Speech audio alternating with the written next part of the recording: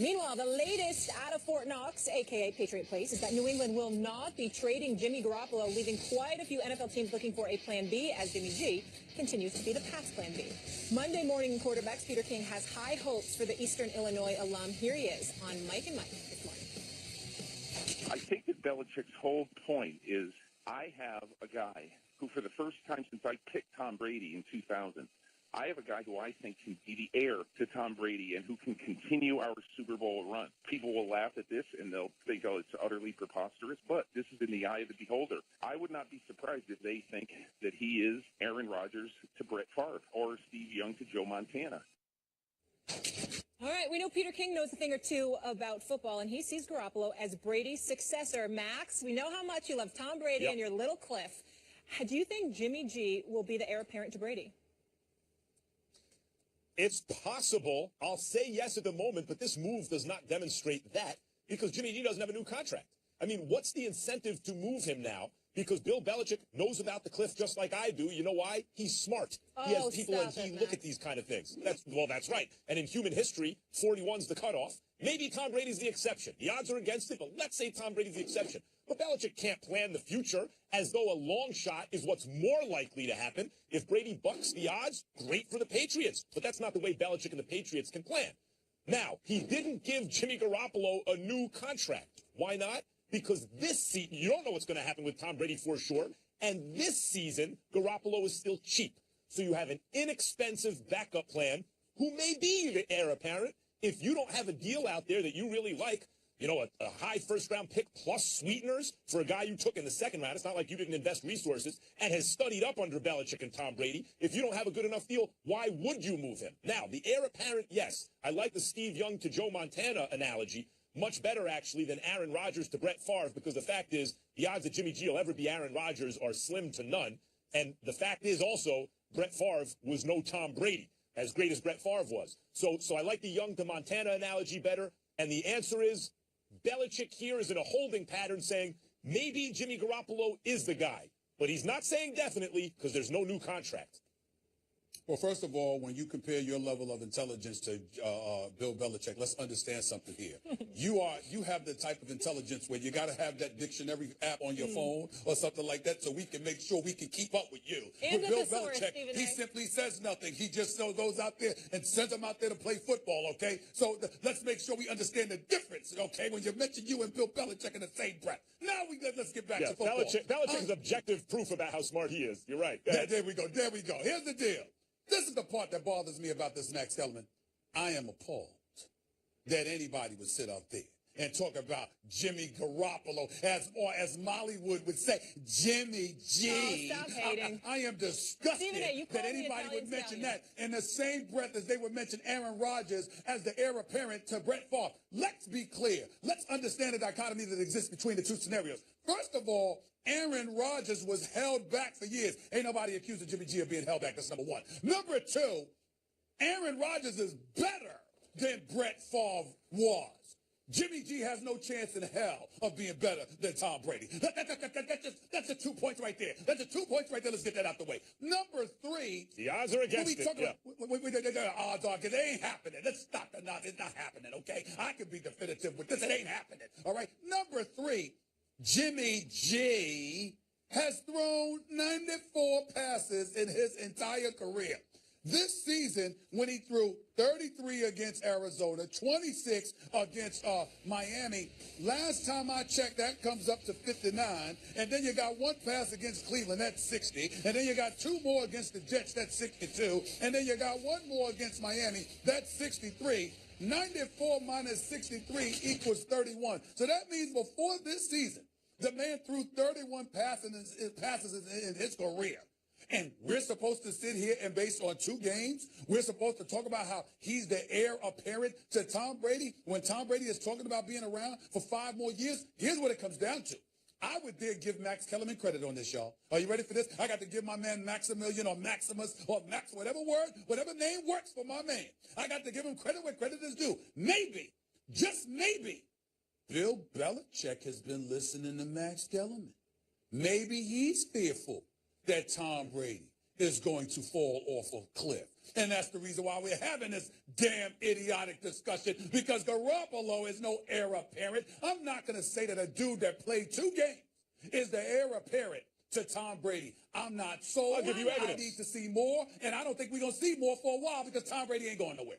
I'll give you evidence. I'll give you evidence. All the evaluators, I have yet to hear an evaluator look at Jimmy Garoppolo's game film and say, nah, not much. They all seem to be, it's pretty universal, that guy can play. 1, 2, the Patriots spent a second-round pick on him. That's a hugely valuable resource, and everyone agrees they got it right. The Patriots don't often miss in the draft on picks like that, and everyone agrees they got it right. 3, he has held the clipboard now for Tom Brady, the greatest quarterback of all time, in the Patriots system, so he's been coached up and has learned by experience. 4, you mentioned the 2 games he started. He played well in both. They won both. The Cardinals, to start the season, incidentally, that game was on the road, were Super Bowl favorites by many, by the lights of many, including Molly, who happens to know a lot about the NFL. So all the evidence points to the fact that Garoppolo is highly thought of as a prospect by the Patriots. He's been coached up by the Patriots. There have been results on the field. Everyone likes the game film. Is Belichick absolutely convinced that Garoppolo is the heir apparent and that Brady's going to fall off the cliff? No, or he'd have a new contract. But they like this kid, and they think maybe. That's what this tells me. That's the other thing. Or does Bill Belichick just want to keep him for one more year on the cheap because he can? And it's the NFL, and somebody could go down at any time. And then they have a backup plan where they know they can actually win games. And he thinks that's more important, Belichick, than a first-round pick, because that's what you can get for Jimmy Garoppolo right now. Yeah, because a first-round pick's not a sure bet.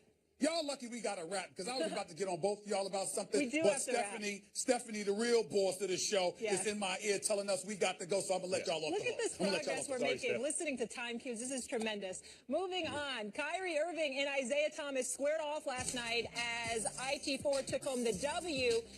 But who would you rather have on the team right now? Tough question. Plus, we haven't seen Johnny Manziel in a uniform since 2015. Does he have any chances left? We'll get into that in a little bit. Stay tuned.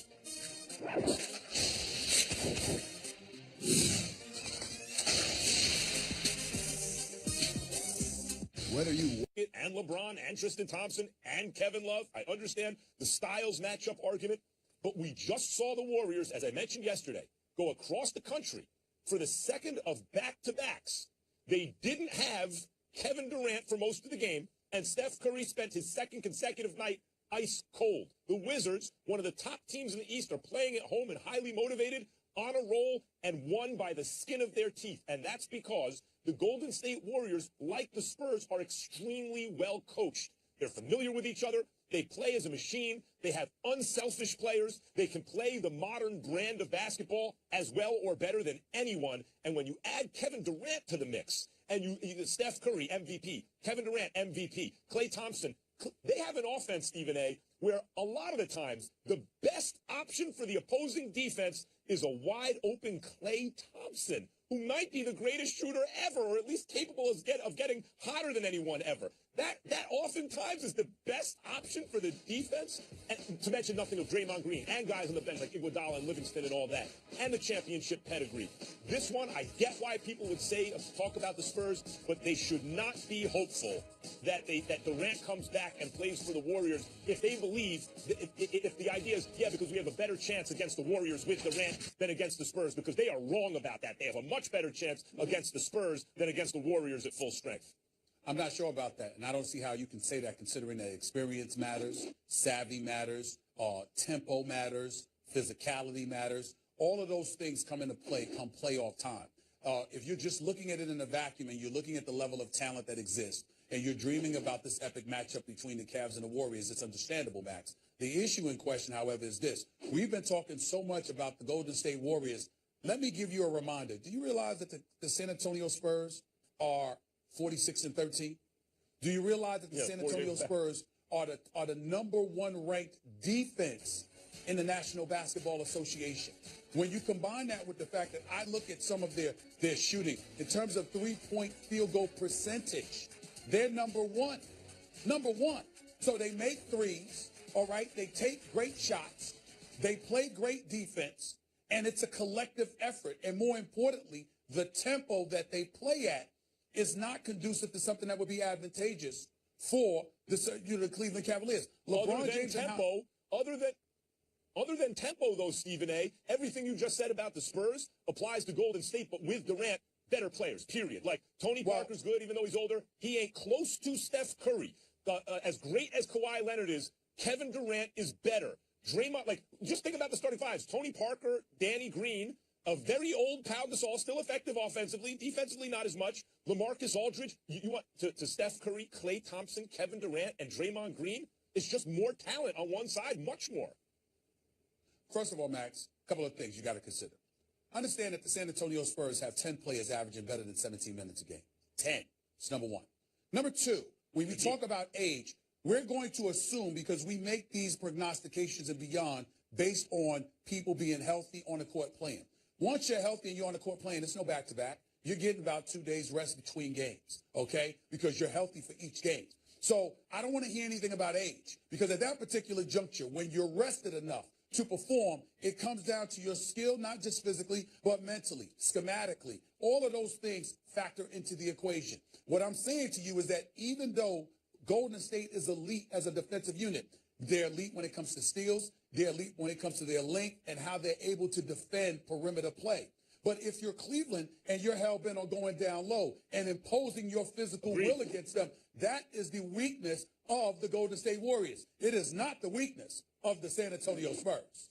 That's what I'm saying. By the way, just remember the playoffs the last couple of years. San Antonio looked like a well-oiled machine early, and then a younger, more athletic team ran them out of the building a couple times. I mean, that's how they got bounced recently. I don't see fundamentally, at least in terms of their starting five, how it's going to be any different.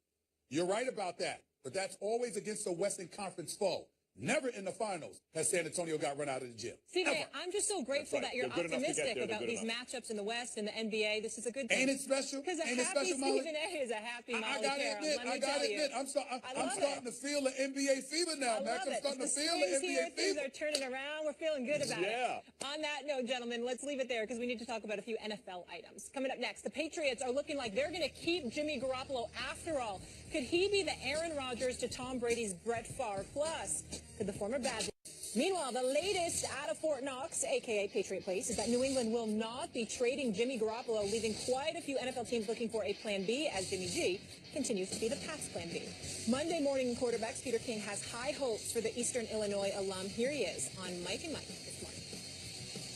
I think that Belichick's whole point is I have a guy who, for the first time since I picked Tom Brady in 2000, I have a guy who I think can be the heir to Tom Brady and who can continue our Super Bowl run. People will laugh at this and they'll think, oh, it's utterly preposterous, but this is in the eye of the beholder. I would not be surprised if they think that he is Aaron Rodgers to Brett Favre or Steve Young to Joe Montana.